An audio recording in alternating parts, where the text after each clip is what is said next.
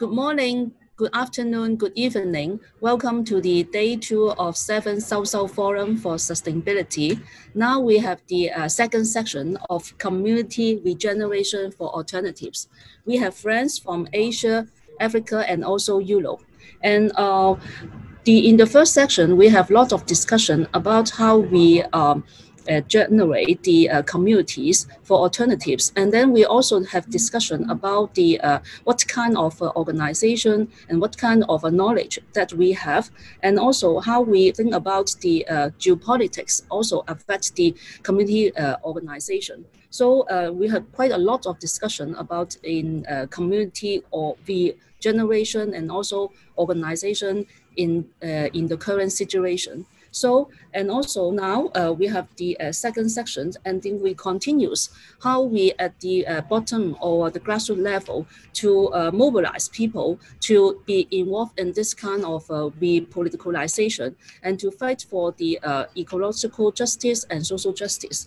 Now we would like to invite the first speaker, Lanying, and she is the Executive Deputy Dean of the Institute of Rural Reconstruction of China, Southwest University in Chongqing, China.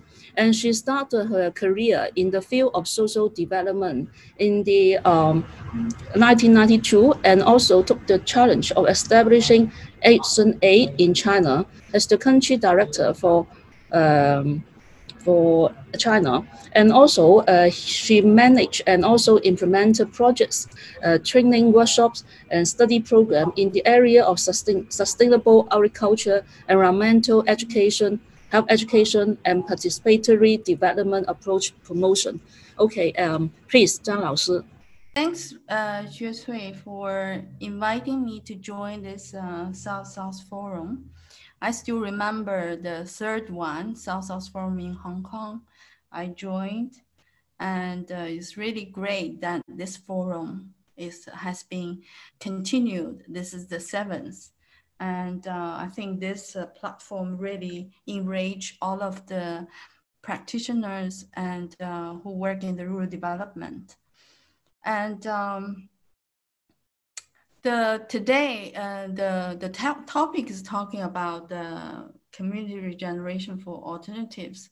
So I'm trying to think about currently the situation we're facing. I think in the past one day, a lot of things has been discussed, but for China, in the past 20 years, had been experienced quite social change drastically, with both we feel that opportunity and the threat. And this is really reflect the Chinese word about 危机. 危 means danger, 机 means opportunity. So, but we also see that in the development of this situation reflect Chinese view on yin and yang coexist and co-influence, and also the relationship with the whole and parts. We also see this is a kind of a balanced view with yin and yang. So even when we look at the pandemic emerging from December last year and rapidly spreading worldwide, the pandemic has taken almost 500,000 lives, but also changed people's work and daily life, as well as the world economy and politics. But if we look at the micro level, how people cope with this situation, this recall me, there's a proverb of ancestors in China. It is said that small troubles are able to mitigate it in the city, and great troubles can only mitigate or escape in the countryside. This proverb already indicates the impact of pandemic or crisis as presumed as a big trouble or great trouble or small trouble are different, will be different in urban areas and rural areas. So in the cities, with looking at the pandemic, Rapid urban expansions has caused a series of problems like cost of living, traffic and pollution, time and space for self. Each individuals living in this kind of society, or even the social groups and lower class in the society, will have a different sense of uncertainty. So I feel that it's prevailed this time when we are in this in facing the pandemic. And even we see that in the happening, there's a lot of Chinese couldn't understand that with threatening to life, why there are so many workers in the US still demanding to resume their work. And this is totally different with Chinese way of looking at the, how come you even sacrifice your life for work? But this reflects the daily needs, daily wages system in the US. But in China, ordinary families, they often have a saving. So the certainty, not only for the short term, but the certainties also lead to a long term to the human's mentality. So the urbanization in China happens, which some data shows that at least 10% of city residents would have potential or with depression, and some of them would have to take medicines. So even the conflict frequently occurred. And natural disasters, even man-made. I don't know whether people have heard about the bus happening with the students. So this is kind of return back to the humans because of human behavior. So human beings become the more vulnerable, but also become the part of the problem. But if we look at the social organizations and cultural traditions of the countryside, shows their advantage of effectively mitigate the impacts. And this comes from really 5,000 years of farming community in China. So China has the Asian ecological civilization thoughts of the unity of man and nature, the systematic thinking reflected in the life theory of a traditional Chinese medicine. So it's looking at the whole body system rather than looking at one point. So the meaning of life system pursued by the Confucianism, Buddhism, and Taoism, which reflect the unity of materials and spirits. So this helped the rural areas could cope with many kind of a crisis. But at the same time, the destruction of the countryside in the past process of modernization also kind of leading to the fragility of difficulties of countryside. Like now, China facing lack of dynamic in village due to the outflow of youth for cities to make a living, aged society without much families care, environmental degradations due to the overuse of chemical inputs, lack of capacity in practicing rights and being responsible for public affairs, highlights the key challenges and urgency for sustainability of the countryside. So from the practical perspectives, the dominance issues caused by the pandemic and also in the past crisis is for people to survive, I think, to meet the basic needs, maintain their basic needs for living. Well, the problem of survival reflects different needs to be addressed due to the social status of different social groups, access to food and health care during the lockdowns, employment for sustained living standard due to the housing debts and other high expenses like rental costs. Uncertainty emerged not only in the short term, but also in the long term. This caused people's anxiety. I think this is one of the key issues that we need to look at the human side. And another issue is inequality, I think has been discussed quite a lot. But before, the inequality is often looking at the individual's gains, like income, like access to the health and quality, access to health and education, etc. But now we also need to look at the regional disparities or the communities, the inequality within the communities. The problem, the key problem we need to respond is look at the human themselves, and human become the problem of its current problem. So this is the one realization when we do the rural reconstruction in the past 20 years. And so this leads to what alternative we're looking at. So alternative is looking at how we find another way different from the mainstream. But I think now I would feel that localized practice for alternative. So localization with diversified practice would be the alternative. Alternative should be translated into localized practice which shape a circular economy for self-reliance and self-efficiency. Will also be able to build relations with cities, institutional support system as well.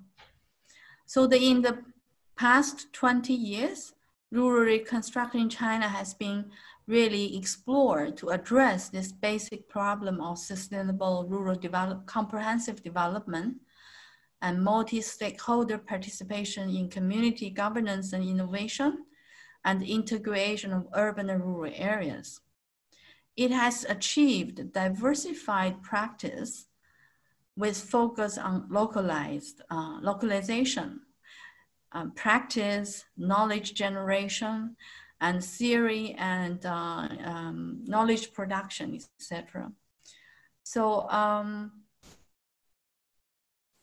the core goal of rural reconstruction aims to promote the long-term outflow of talents, capitals, land, and other resources conducive to sustainable development to return to the local China, rethinking local value and rebuild a more reasonable, inclusive, and sustainable relations between urban and rural areas, so as to realize the security of people's livelihood under the condition of sustainable resources and environment.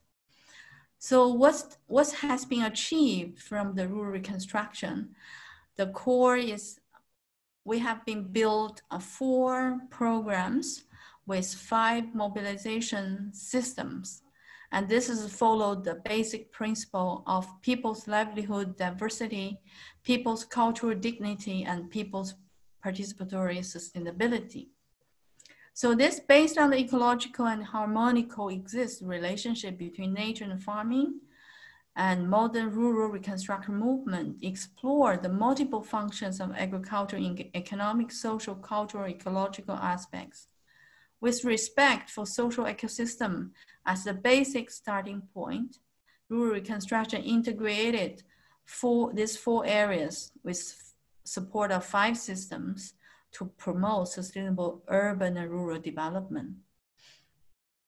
So this is really, those sustainable development requires to have kind of in an organic way to build the relationship of people with the nature, people with the people, and community relations.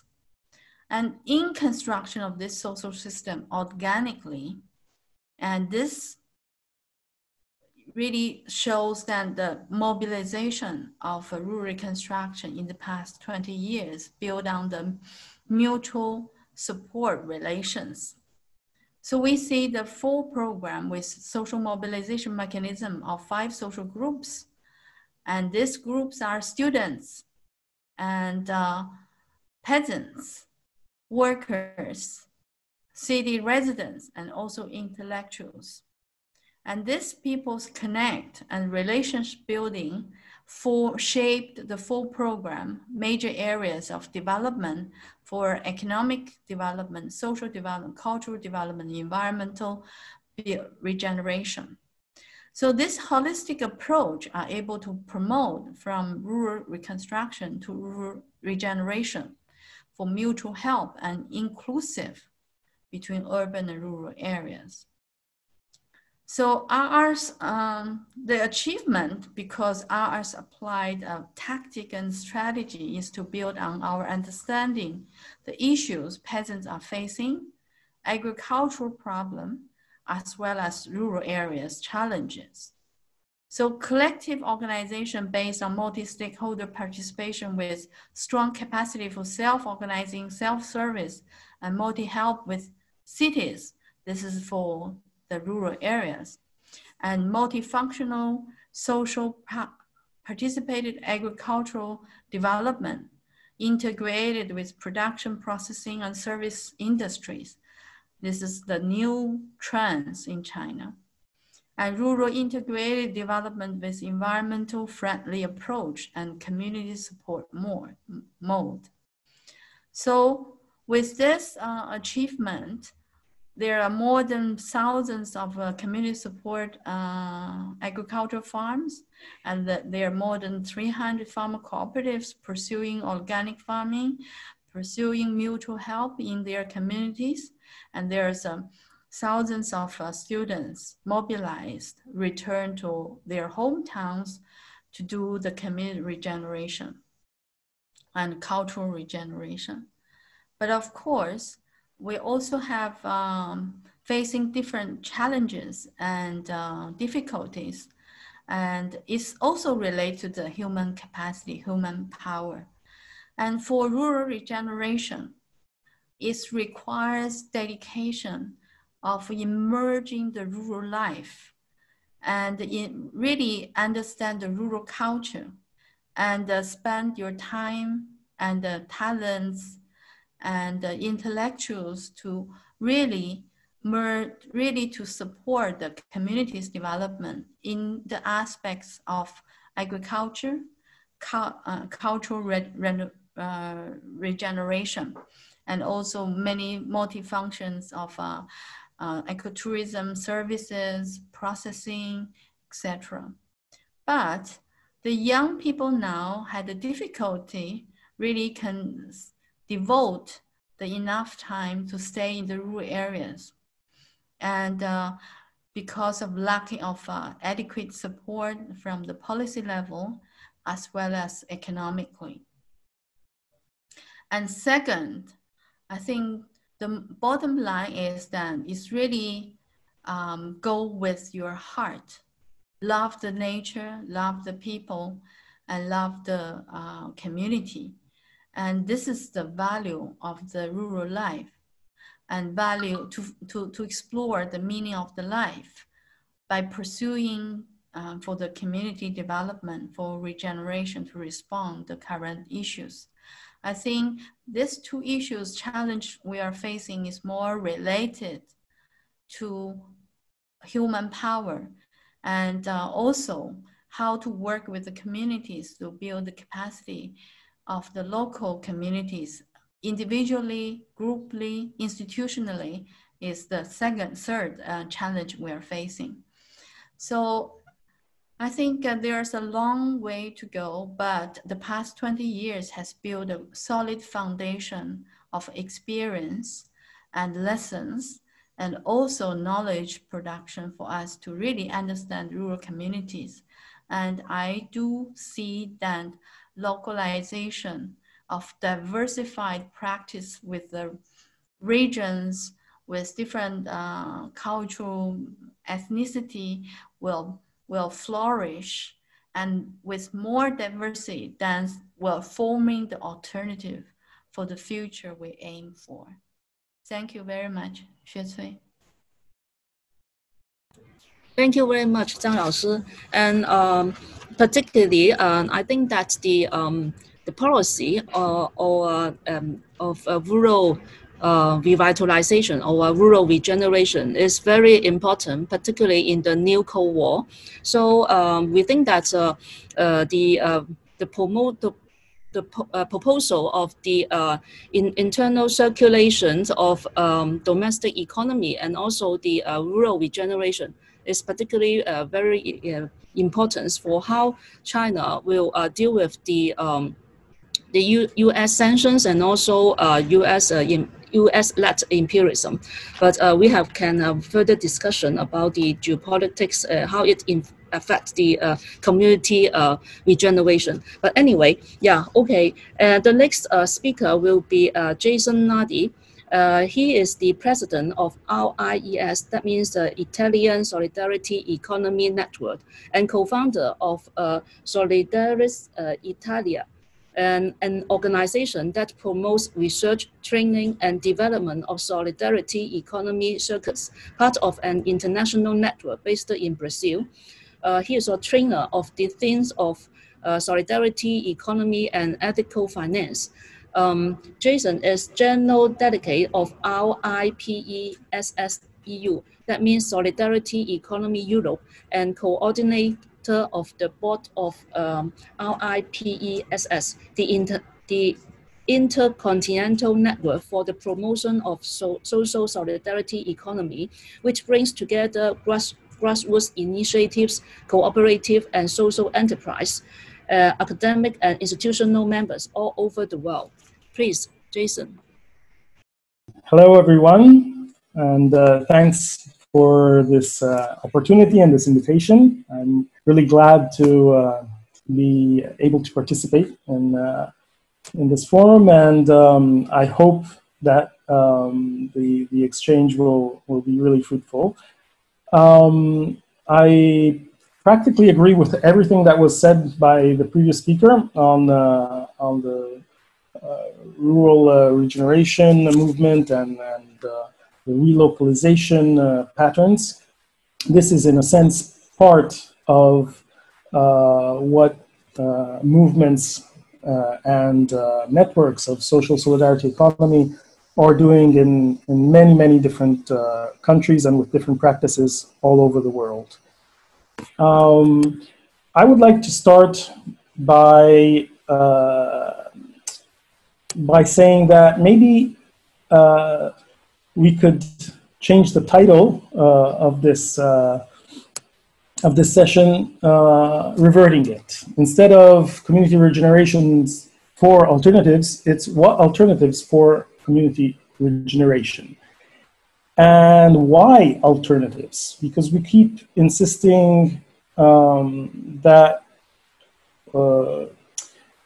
we are an alternative to, but actually today what we need to insist on is that there's no other possibility than the alternatives if we want a future, a real future to be possible. We all agree that we live in times that are very scary, uncertain, dark. In some way, we have entered a new Middle Ages of this millennium, and we are forced to rebuild a sense of community. And this time, we could try to go beyond the forms of closed corporate guild clan version that we had in history, though they did produce a whole stream of counter collective, cooperative, mutualistic forms of relation, but those were always seen as a third leg, a minor part of public state or private corporate powers. And today we need that part to emerge and become mainstream. We need to apply our collective intelligence and not artificial intelligence, and reimagine a society and an economic system that can be plural and liberating. So not one system, but many that work together. And to conceive of a liberation economy based on these many alternatives that are emerging today, from the whole conception and reconception of the commons to ecofeminism, to solidarity economy, and the many different versions of alternative economies, all with an ecosystemic and holistic view. And also to recognize that the rights-based approach on which, for instance, the United Nations Sustainable Development Goals are based, for instance, is limited because it does not radically question the capitalist economic model. So even if we were to reach those goals, we would not have tackled the very causes of the problems that were posed on those. So, to summarize all of this, I think we can look at 3 root causes that we should try to overcome. And these are fear, a whole economic, social system based and political system based on fear, based on individualism, and based on dependence. How can we look at these root causes and try to find different ways to build our communities, communities that are autonomous, regenerative, self-reliant, but open and not closed on themselves. So I see these 3 sort of root causes have maybe 3 forms of solutions or some oppositions that we can put. To fear, we can counterpose conviviality, and I will explain what that means in a few seconds. To individualism, we can counterpose care and a society based on a mutualistic caring system. And to dependence, we can counteroppose solidarity. Now,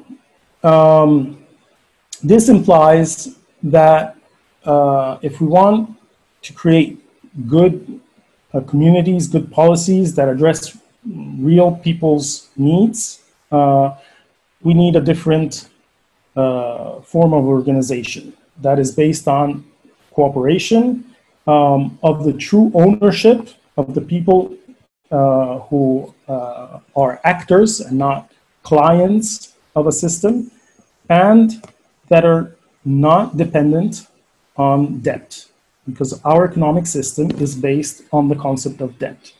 We need, therefore, positive money and credit systems, and we need to abandon this whole casino economy, financialized economy, that has taken us to one crisis after the other in a spiral of recession that we are seeing today, and the next one is just in front of us and at a global scale. But this also implies that at the community level, at the local level, we need to redesign our cities, scale them down from metropolis to manageable towns, where people and communities have really a say on how they are managed. We have to drastically reduce consumption of land and of extracted resources, and therefore regenerate rural areas, change the whole energy and mobility model, et cetera, et cetera. You all know about this. So let me get to these 3 words, these 3 concepts that I was mentioning before, as opposed to the root causes. So the first one is conviviality. And I use this term, which already in English it's a bit difficult because it's really, the root is more Latin, but I use it in the way even Illich defined it. So to designate the opposite of industrial productivity. And that means to create autonomous and creative intercourse among persons with their environment, and in contrast with the conditioned responsive person to the demands made upon them by others and by a man-made environment. So what Illich was saying is that society must be reconstructed to enlarge the contribution of autonomous individuals and primary groups, like communities, to the total effectiveness of a new system of production, designed to satisfy human needs, which it also determines. So, we see today that the COVID-19 pandemic has made us aware of our vulnerabilities. It has made us aware that neoliberalism today, in all its different forms, is actually what we should combat, because it is based on this methodological individualism It's against the public and the commons. And it's creating more and more inequalities. The trickle-down economy does not work. And it's only bringing us back to previous forms of, of a society that is based on inequalities. Today, we need to change that by reversing, for instance, the patriarchal structure of our society, which is based on hierarchy and it's based on discrimination.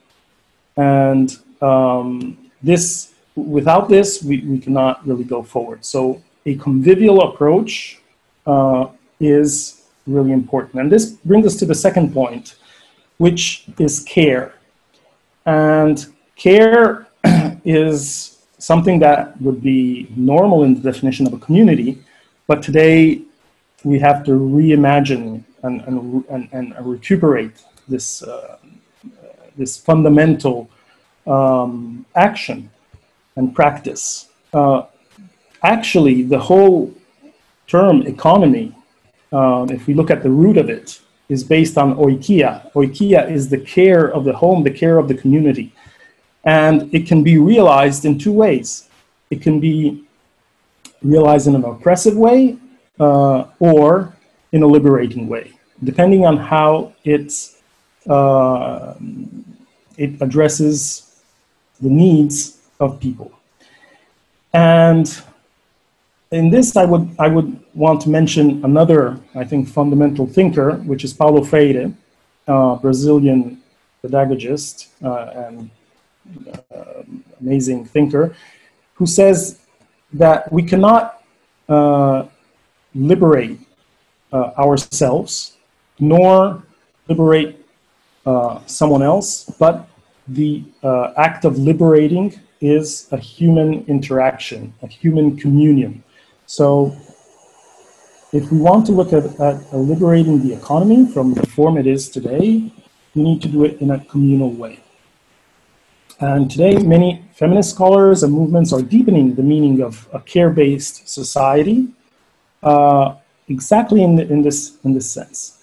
Finally, the last word, solidarity, which means that you don't put your interest above all, but you conceive of shared interests, shared objectives, a sense of kinship, of shared values, and especially of interdependence. But there are different forms of solidarity, and this is also a word that changes depending on the context and the language, so it's difficult to explain, but we can maybe look at two forms of solidarity. One is a weak solidarity.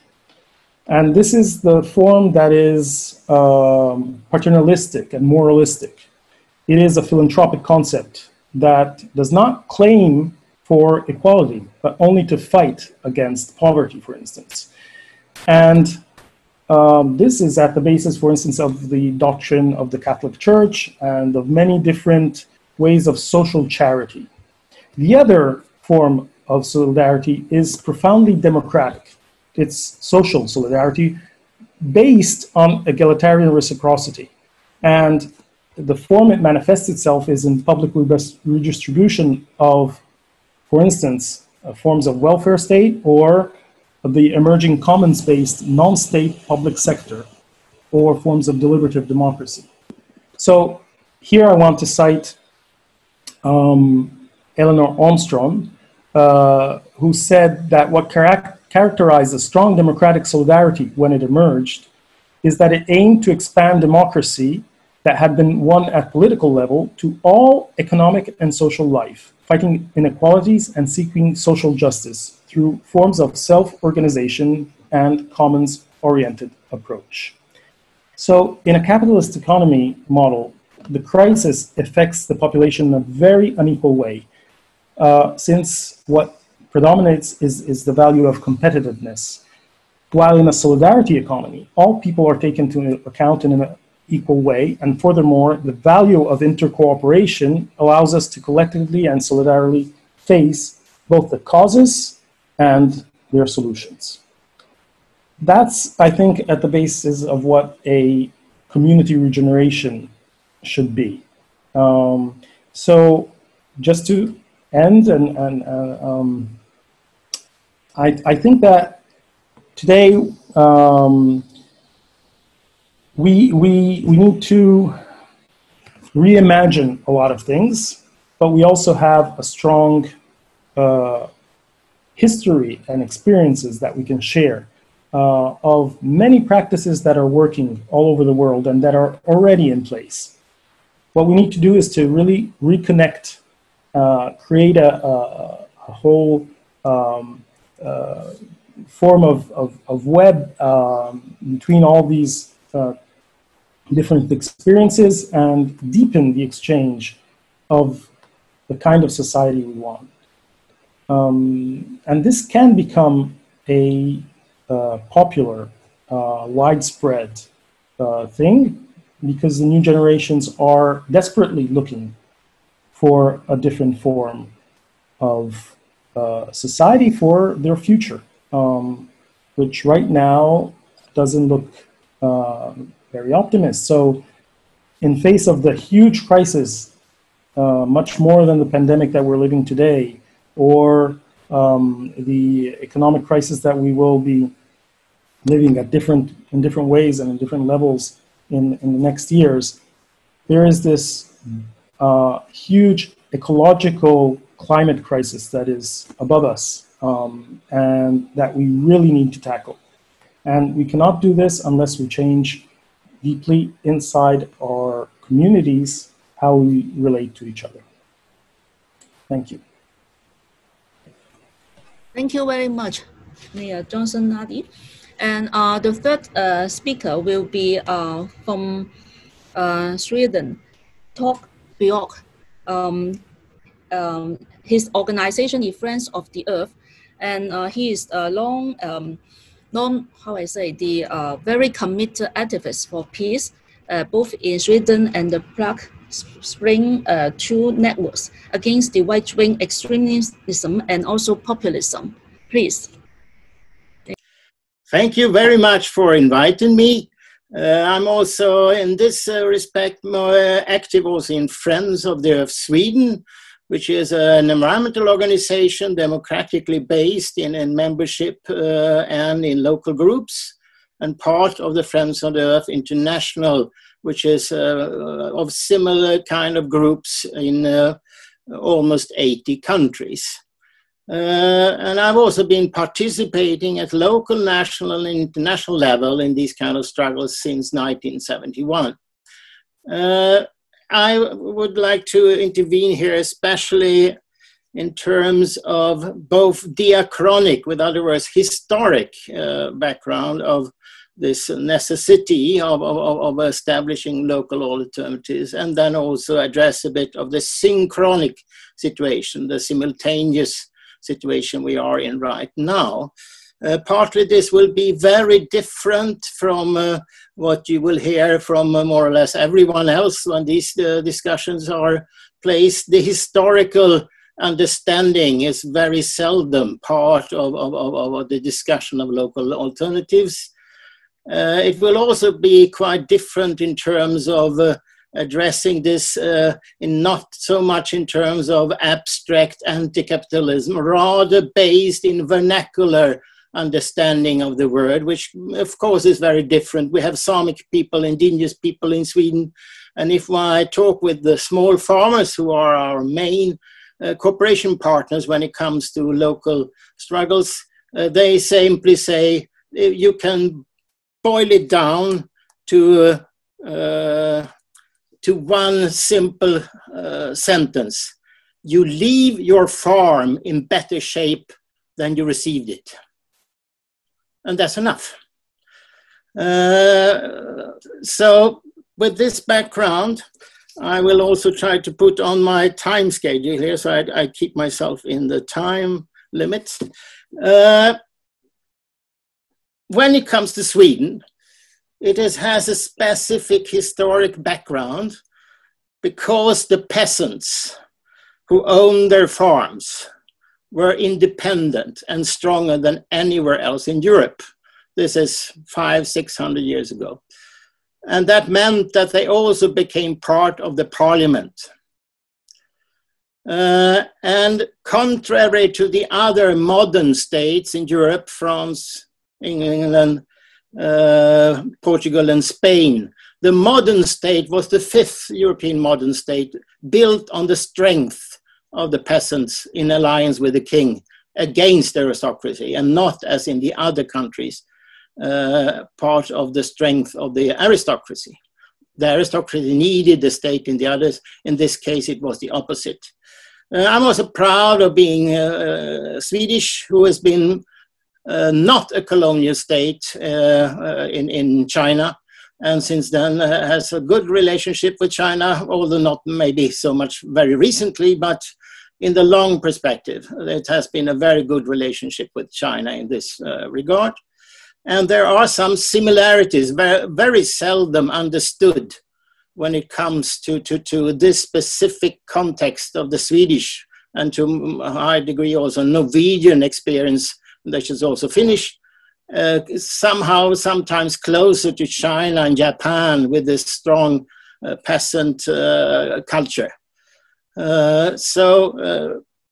What happened is that there was a problem with this strong relationship because Sweden was the only place in Europe where the king could put arms in the hands of the peasants. This made this very, very small country with 1 million inhabitants a worst military rights country on earth. It was a sort of North Korea, because these peasants became soldiers embedded in the local communities, which meant that the state could mobilize these local communities for an extreme kind of tactics in wars, and were destroying much of Europe, down to Turkey, Poland, Germany, etc., etc. Due to the strength of the peasants, it became also a very state-controlled society, and the state was poor, which meant that corruption could not be so big because it was poor.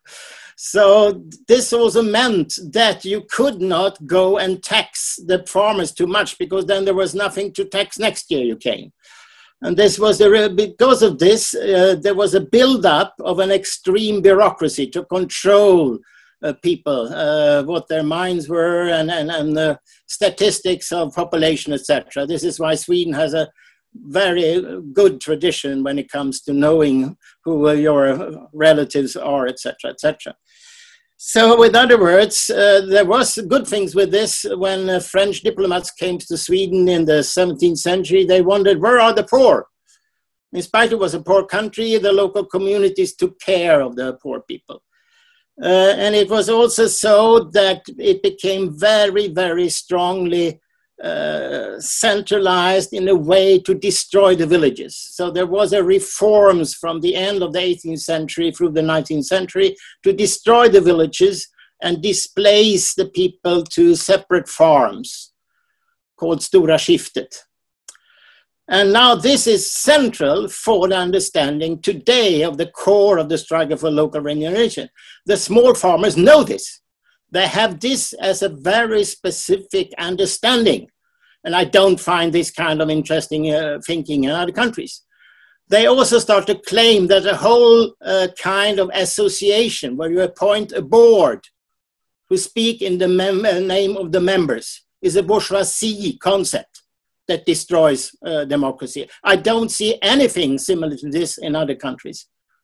The lack of revolutionary thinking is absent very much in terms of this. But here it is. And what they build up is local structures where you are not allowed, no decisions are allowed if not everyone is present. And all decisions should take in consensus. So this is a complete different mechanism from the kind of local alternatives where you have money from some government who wants to promote alternatives in some and listen to speakers like me or others.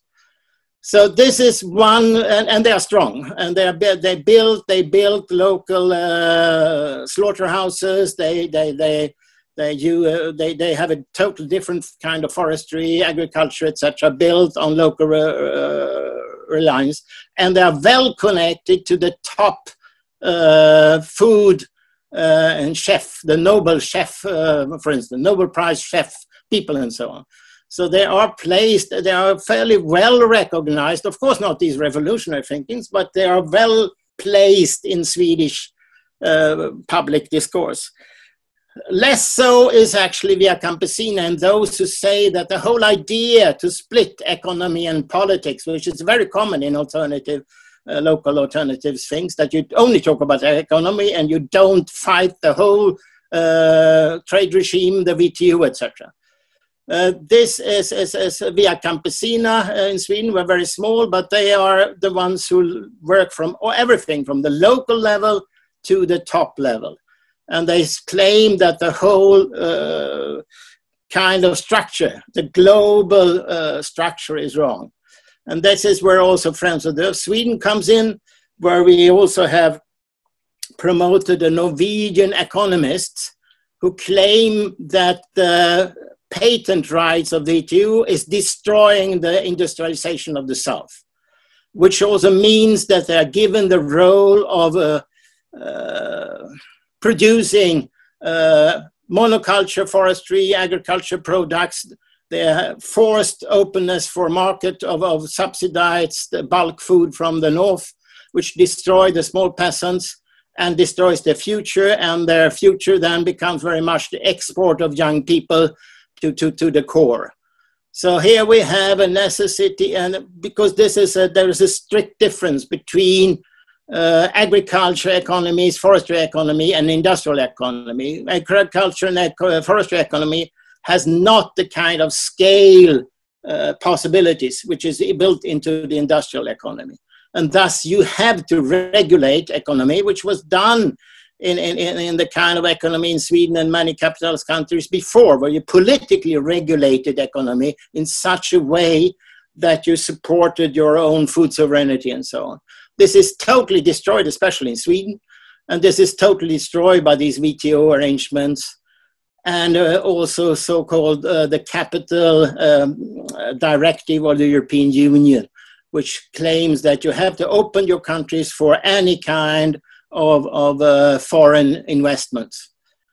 So, with other words, no local possibilities exist without a total confrontation of the whole system, including NATO and the whole military Western system linked to promote this financial system of International Monetary Fund, World Bank, and the WTO, which is also linked to the more and more capitalistic UN Agenda 2030, which is part of this sort of neoliberal project by the West to destroy our future.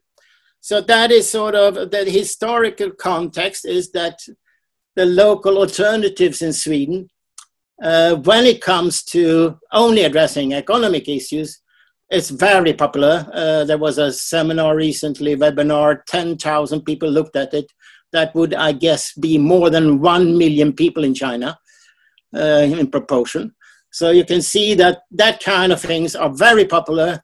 This total confrontation of the system is, we have two of the strong, internationally strong movements, Friends of the Earth and Via Campesina, is fully supporting it. The left is very much against it, because they think that the climate crisis is so big that now we have to lick the asses of the liberals and have a nice, cute coming together under the UN leadership. But, you know, that is the leftists. You never can trust them. They are opportunists. Sometimes they're good, sometimes they're not.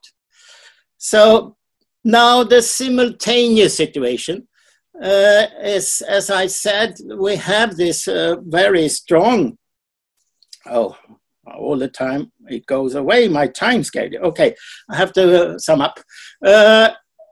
So with other words, it seems like we are at a very interesting moment in time. I'm participating in the preparations for the World Social Forum. As stated, I'm also involved in the peace issues. And what we see is, on the one hand, a separation of all the issues. It's very, very clear that when the leftists have been active in the climate issues, they don't only separate it from any radical agenda against the whole system, but also from peace issues. This is not working in Central and Eastern Europe. The youth anti-racist movement in Central and Eastern Europe and the youth environmentalist movements joined hands with us in the peace movement and Friends of the Earth and Via Campesina in the preparation for the World Social Forum. What we have, with other words, is the so-called weakest part of any region in participation in global politics. Eastern Europe has no money for development aid and so on, you know. The only money they get is to fight Russia and how extreme and bad Russia is.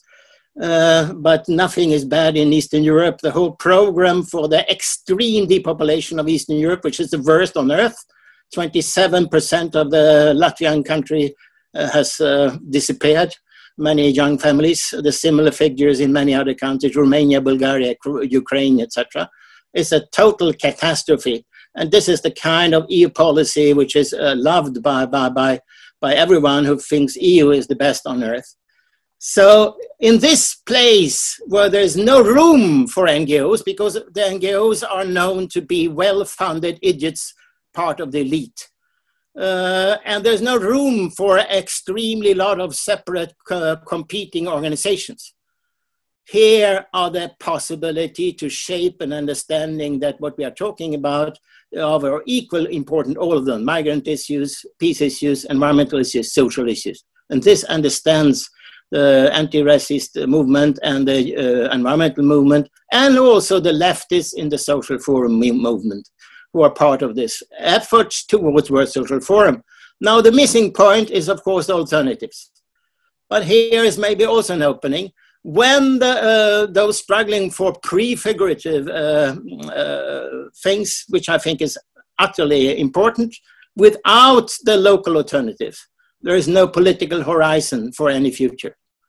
You cannot reduce the struggle to defense against World Trade Organizations or war machines, etc. There has to be hope. And this is what happens at sort of these local alternatives of very different kinds. Now, what is simply needed is to link the prefigurative initiatives to those also struggling against the whole world system. And this, we might see some positive advances. The global tapestry of alternatives seems to be a little bit interested in these kind of things.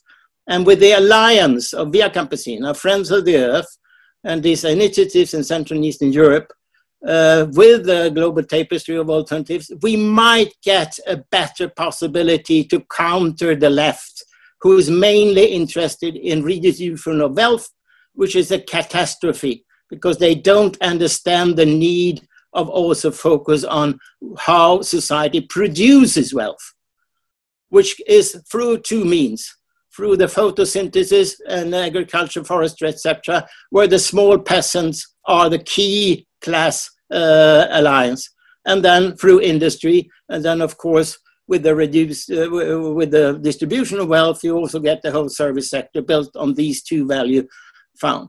So this is for the left often not understood at all.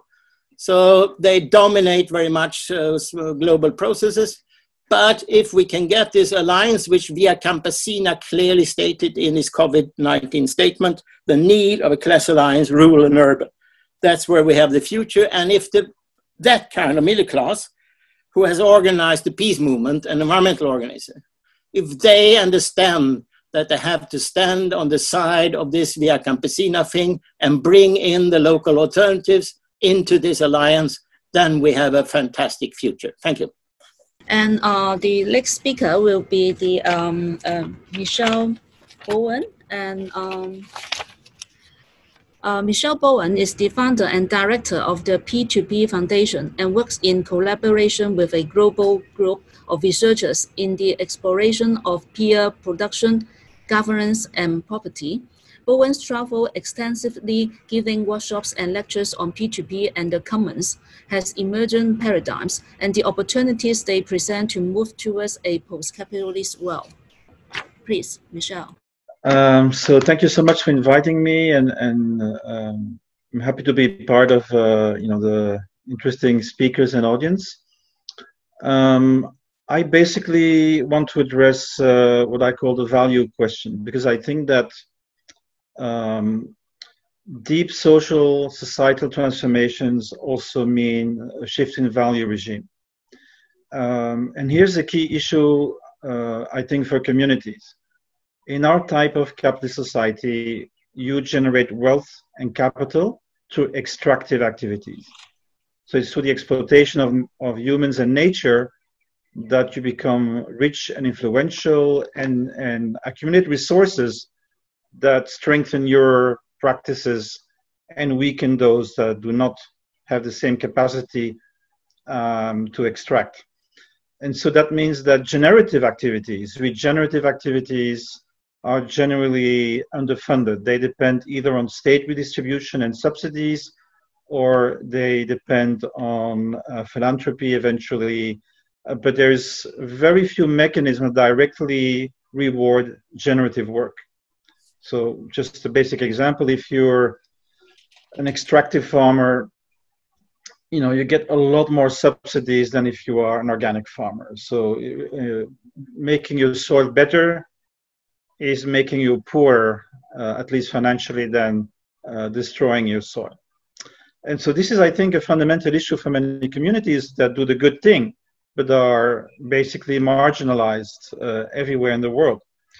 And so, so what can we do about this? So I'll take several scenarios. And the first scenario I want to briefly touch upon is the idea, okay, you are weak, you're a small community, you're marginalized, what can you do? And so what I see from the observation of open source communities, free software communities, open design communities, but also urban commons in cities, is that there is now a shift in many pioneering communities to what I call contributive accounting. And the idea is very simple. You have the external world, which works with the extractive currency. I'll call it, like Bernard Lietaert, the Belgian economist, I'll call it the cold and the warm currencies. So the cold currencies are the extractive currencies. We don't control it. We don't control its production, its distribution. But what we can do internally is create a membrane and basically start practicing what we call pre-distribution, which is the internal value system can be different than the external value system. So I produced a report called P2P Accounting for Planetary Survival, where you can find, there's another one called Value in the Commons Economy, where you can find practical examples of how these communities are generating a different value regime inside their own practice. So they are not distributing the income in the same way as purely focusing on market activities. And this is very important in commons production, because in any commons group, there will be only some people who can realize the value of their work. And a lot of people contribute to the general value of their community, but are not recognized as being market activities that are directly rewarded.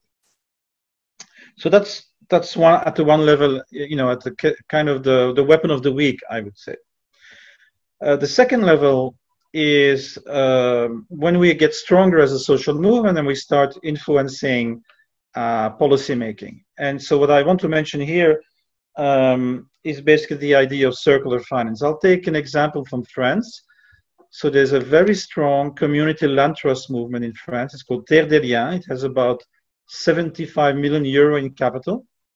And they've already proven that whenever they have a significant amount of biological organic farmers in a département in France, in the the administrative regions, that they actually save a lot of money for the state. So in a calculation they did in 2016, they already calculated that only for saving the quality of the water, so the public agencies not having to depollute the water, because of course in organic farm you don't use pesticides, so the water comes in and goes out with the same quality. So only that was 300 million euro every year. And the problem is that today there's no mechanisms, or hardly any mechanisms, that can actually say, okay, we'll reward you for saving money for the taxpayer. You're really creating positive ecological and social externalities that are not recognized in the present system. So the idea of circular finance is to look for mechanisms that can do that. And I might give you maybe one example here. And so this is being proposed by some New York Assembly members, so in the state of New York. And this is the idea of creating public transparent ledgers. So in other words, shared accounting systems that allow people to declare and have verified their contributive activities. Just to make an easy example, imagine that the society, the region, the state decides that decarbonization is a priority and to not use neoliberal carbon trading. Instead, you could set up a public ledger that says every farmer that produces biochar can declare his production, he can have it verified, and this is then tokenized. So you can use blockchain or post-blockchain technology to do this. So we can now easily create open distributed ledgers. And this is not a market in which people compete with each other. This is basically a verification mechanism for contributions. So I'm contributing as an individual, as a collective, as a cooperative, as a corporation to decarbonizing our bioregion. And therefore, there is a fund that is either generated through subsidies, but can also be generated by all the institutions that profit and benefit from the positive externalities. So to give you an example, when IBM moved to open source about 20 years ago already, they saved 90% of their internal investments. And they said 10% of our savings, we're going to invest in Linux. So this is a way in which these corporations recognize positive externalities from open source communities. Okay, it might not be the best example to find, but it's just to explain the idea. So this is the idea of circular finance, and I think that we should really start experimenting with these techniques at a local level. And so the basic idea is, how can we recompense contributions, not just market activities, but things that clearly benefit our society and are not recognized. Think about the care economy. Many things that today fall outside of the market economy are not rewarded. Okay, maybe the last level I want to say something about is kind of the systemic level of the whole society, and especially the issue of how to change corporations. Corporations dominate our world. They are responsible for the majority of resource flows and money flows in our societies, and I see it a bit as the problem as what some people say about marriage: can't live with them, can't live without them. So that's a bit my position on corporations.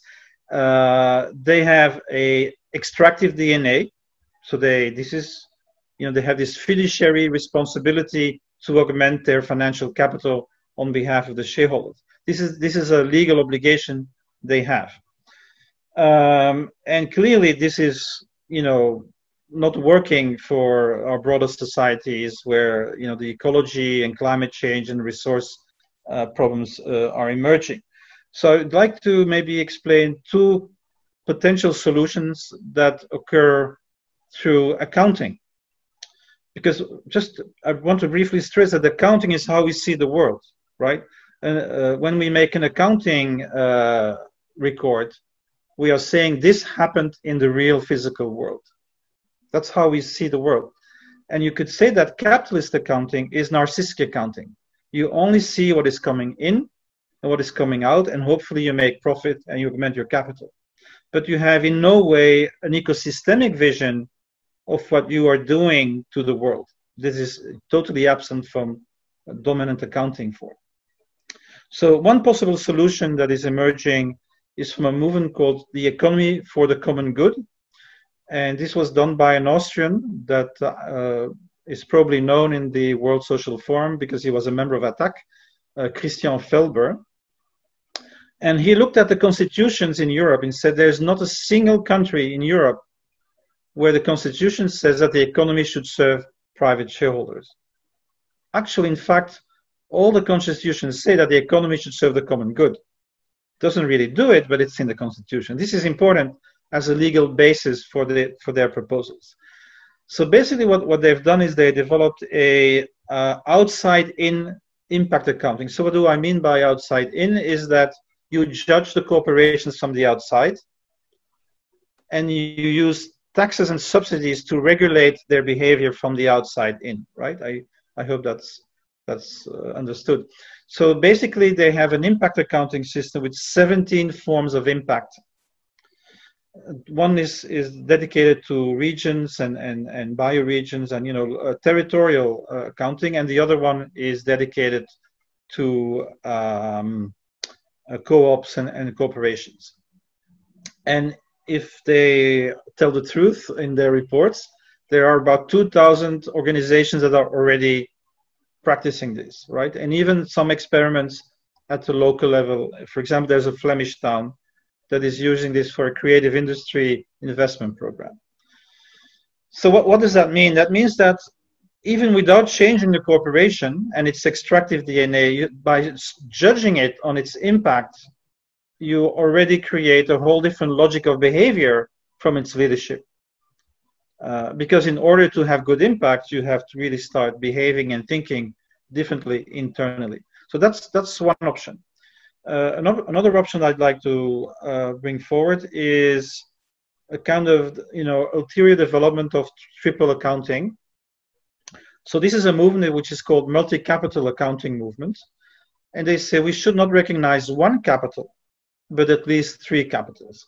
And this is different from before. This is not just like nice to do accounting. This should be part of the law. In other words, you would have a fiduciary obligation, not just to maintain your financial capital, but also to maintain and improve your human capital and maintain and improve the natural resources capital base, right? So this, if this would be implemented, so this is called CARE. I forgot what it means. It's an acronym. And this is experimented in some French organizations and co-ops, is to really start actively managing not just the financial capital, but the other forms of capital, formalized into like a fiduciary responsibility. Maybe one more thing, and then I'm kind of finished already. So it will be a short presentation. So if we talk about accounting, I think there's a third thing that is important, and that is thermodynamic accounting. So the third, what I meant is the first one is contributive accounting. The second one is flow accounting, ecosystemic accounting, and this is called REA, resources, events, agents. The third one is direct thermodynamic accounting. In other words, it's the capacity to integrate biocapacity flows into accounting. Probably the most interesting project that I'll briefly explain here is called Global Thresholds and Allocations Council from a group called Reporting 3.0, r3o.org. These are very interesting people. Some of them actually come from multinational companies, and I spoke to quite a few directors recently, and what they say, that we have 10 years. So there's actually, I think, in the managerial class, some kind of a consciousness that the current way is not sustainable even for them. Anyway, so they're looking into this. One of their proposals is called Global Thresholds and Allocations Council. So imagine a WHO, but for resources. In other words, this is a group of scientists which maintain databases of resource and resource flows. So if you look on the internet, you can see a table, the Mendeleev table by the American Chemical Society. And for each element in the Mendeleev table, it tells you how much there is left in the earth, what's the rate of discovery of new resources, what is the biocircularity, so how much can you reuse after one usage. So this is all integrated in this table. And so then the next idea, of course, is that to integrate this global view of planetary boundaries in terms of resources and to make it descend at the bioregional and local level. And this would mean that every city, every bioregion, even company would have access to thermodynamic accounting. So they would exactly know how many how many resources they can actually use. And there's a lot of work being done around it, even like national fairness metrics and stuff like that. It's really interesting. So, okay, so this is kind of what I like to say. And so in conclusion, I think we have actually today the possibility to shift first at the experimental local level to a new view of value flows, which is based on 3 levels. The first level is mutual coordination. So basically the practices of the free software movement, which we call stigmergy. So we have transparent systems where everybody can see what everybody else is doing. So we have free mutual coordination of actors in an ecosystem. This is today technically feasible, and it's moving from immaterial production to material production. Second, what I would call generative market practices. So for goods that are scarce, that cannot just be given away because they have to be regenerated, etc. We don't have to use extractive market mechanisms.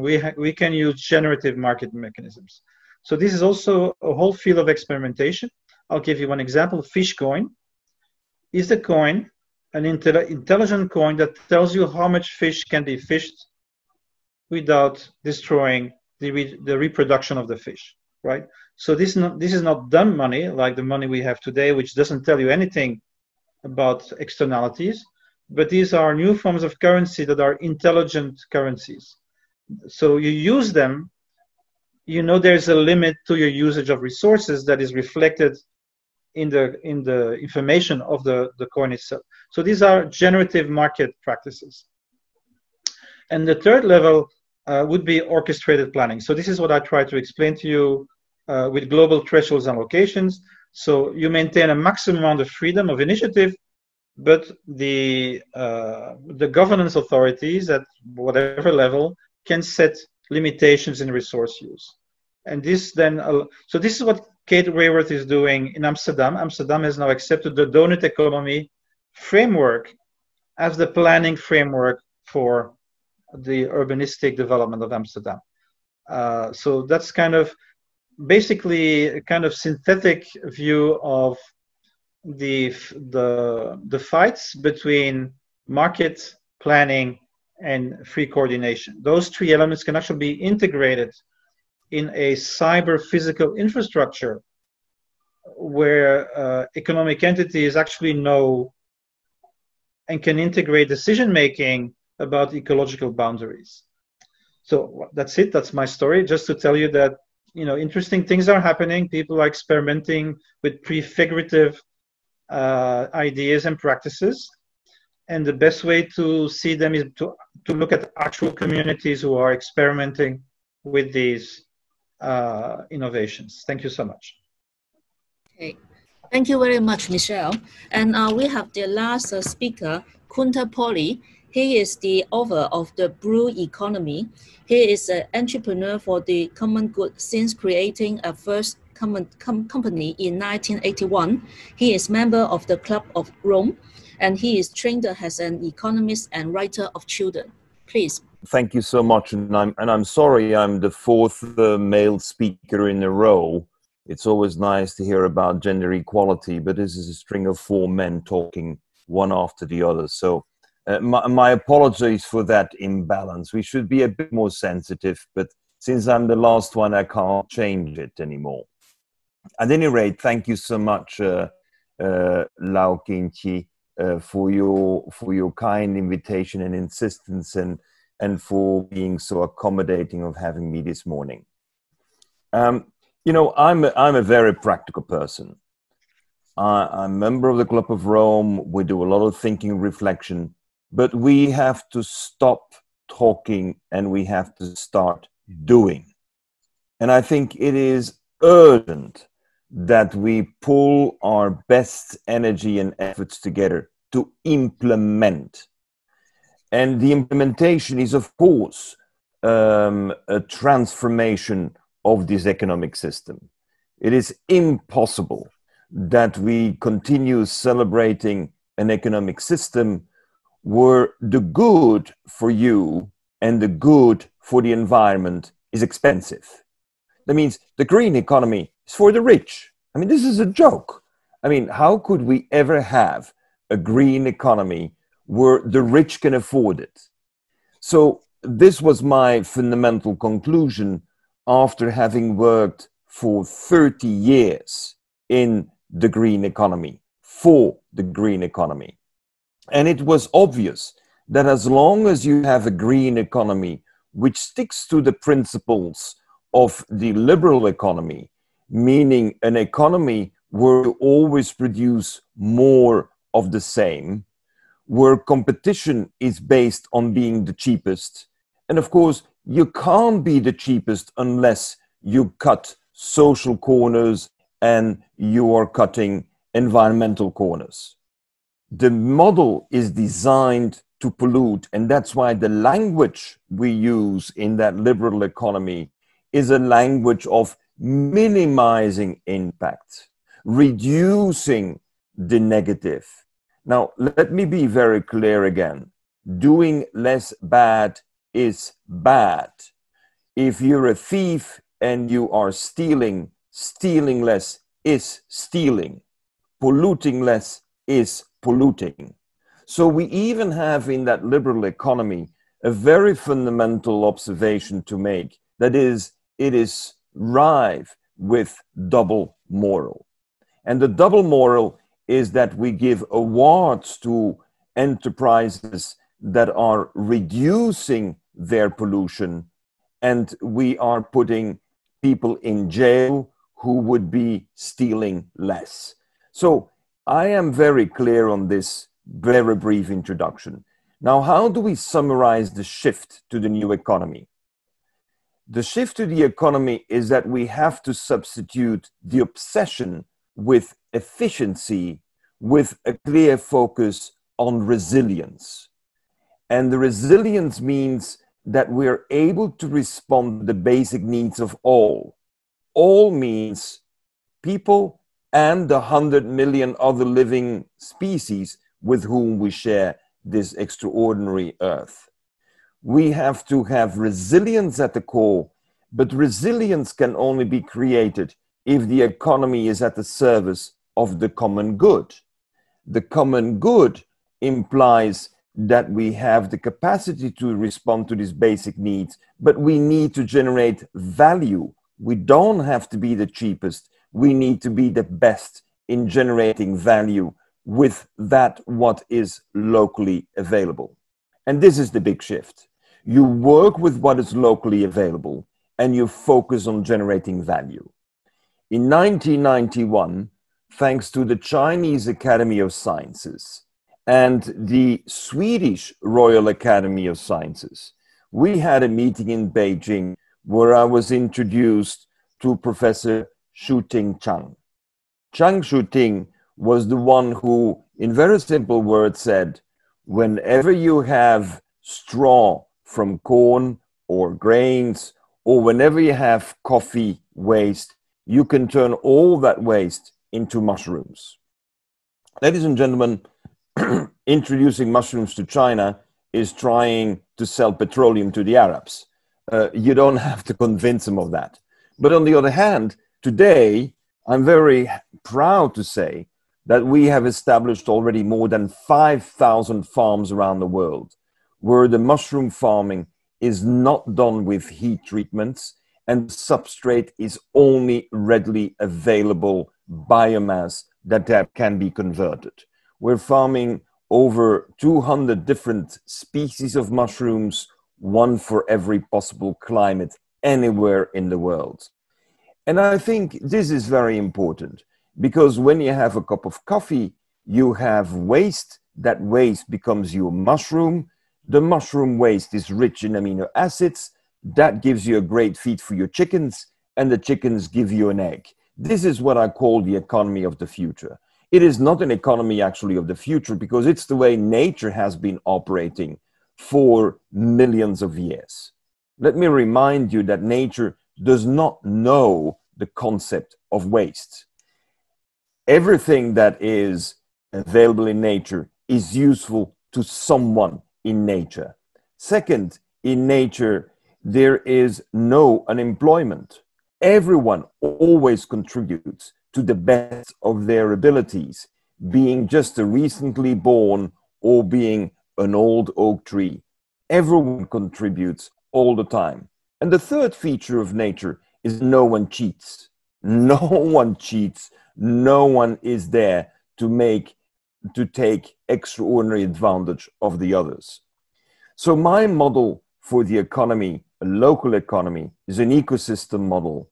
And I'm proud to say that we have more than 200 projects implemented. We have generated more than 3 million jobs. And as a result, we are spearheading, though still at a very small scale, but we think we are now ready for speed and for scale. When I mentioned to you that we have today 5,000 farms that are using outside of China, 5,000 farms that use agricultural waste to generate mushrooms, both in an urban, peri-urban, and rural setting, I am not believing that this is all we can do. There is at least space for 1 million of those farms, and that acceleration is what we need to put in place today. The acceleration we're looking at is not by launching many initiatives worldwide. We are focusing on having multiple initiatives in the same territory. Let me give you the example of the island El Hierro. It is the island that is the furthest away in Europe.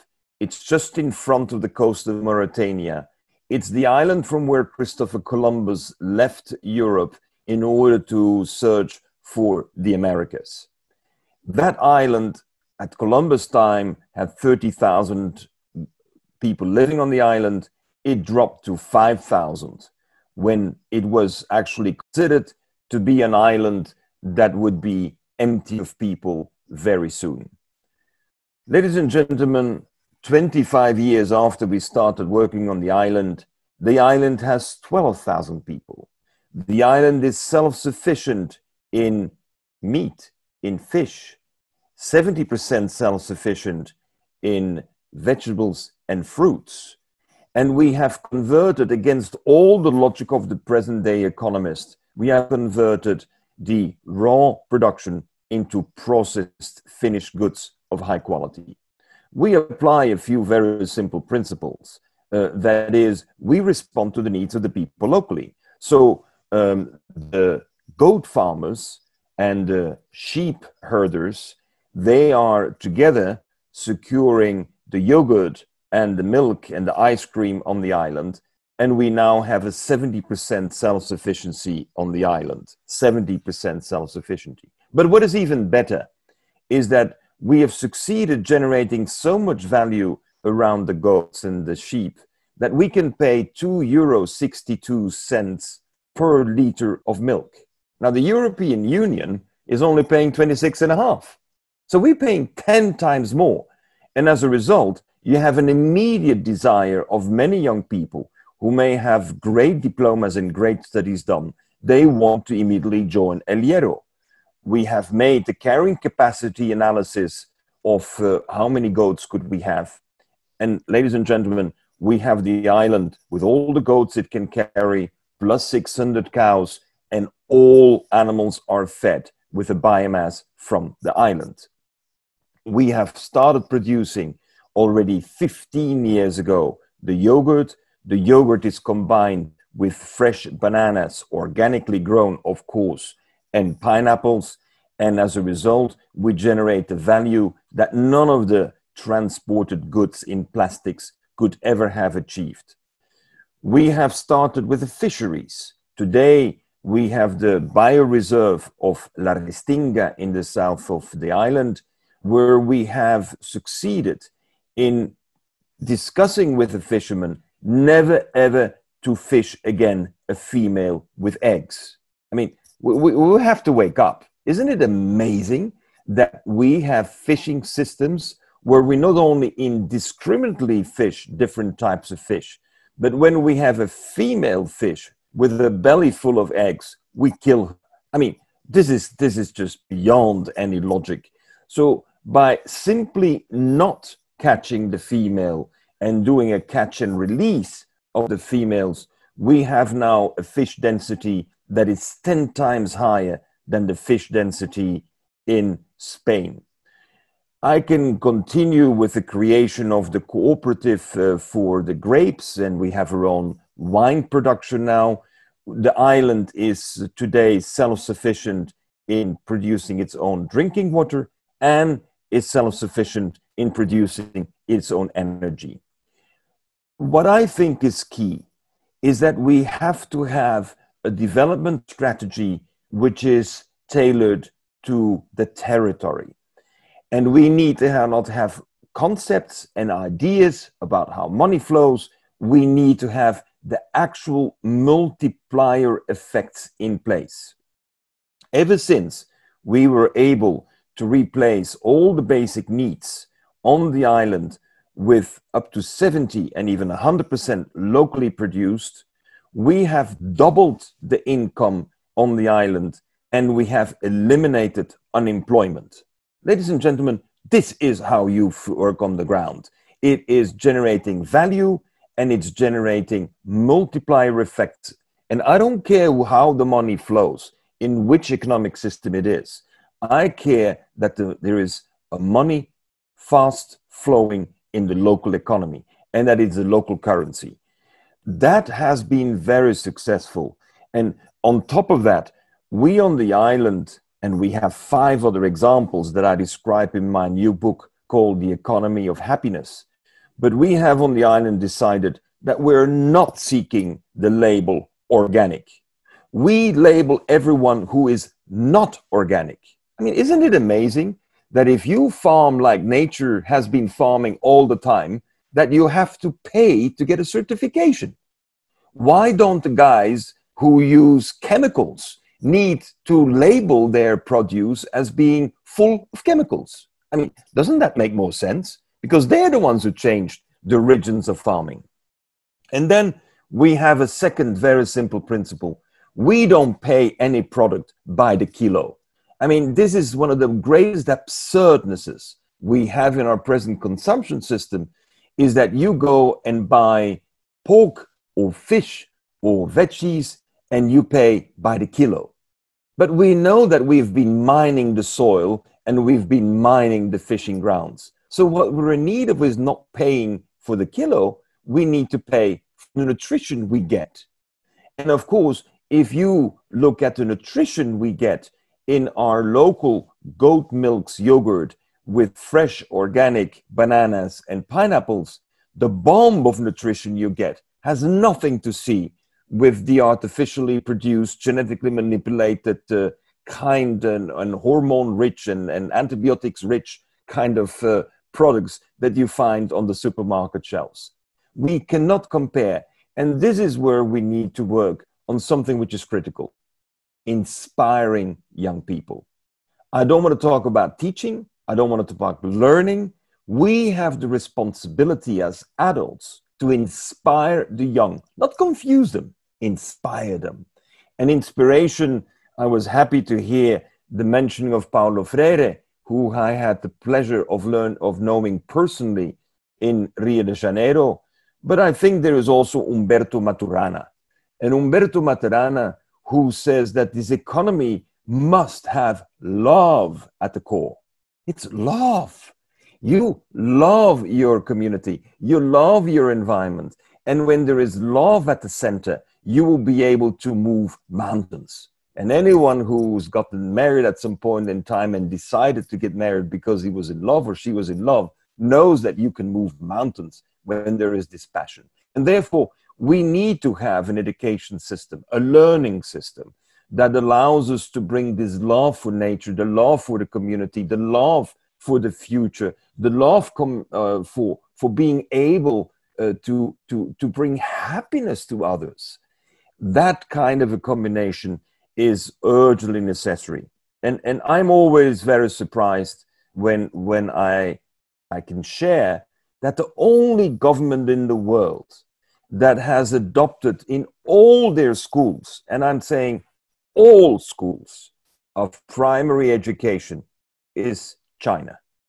The People's Republic of China has now 256 of my fables in every school in order to inspire young people to figure out, how did the apple get up in the tree?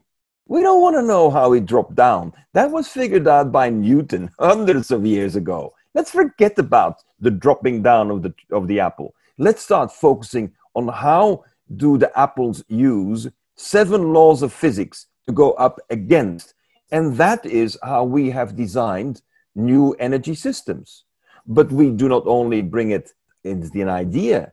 We have now, and I will conclude that to respect the time, we have now the first commercially viable, already implemented wind system, wind energy system, where we stop using these massive amounts of steel and cement and plastics to create these huge masts that will destroy the view and, of course, destroy as well the passage for migratory birds. We have now installed the first kites, kite energy.